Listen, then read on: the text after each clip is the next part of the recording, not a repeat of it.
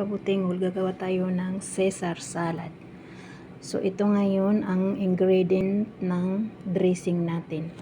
1 teaspoon mustard, 1 teaspoon mayonnaise, 1 tablespoon yogurt, and 2 tablespoons shredded parmesan cheese, and then 1 teaspoon lemon juice.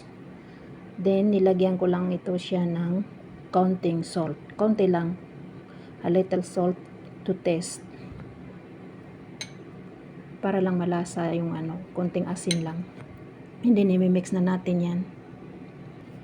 Yan mga kabutingol, na mix na natin ang dressing natin sa Caesar salad.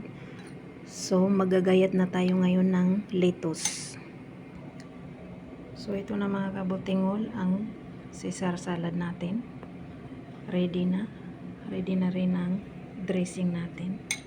So isit aside na natin, i-mix natin mamaya pagkakain na. So mga kabutingol, kung marami yung kakain na tao or marami yung papakainin mo, pwede mong doblehin lahat ng mga ingredient, pati yung lettuce. Itong lettuce na to, ginawa ko ito 4 na leaves na round lettuce. Ito round lettuce, 4 na leaves. Yan.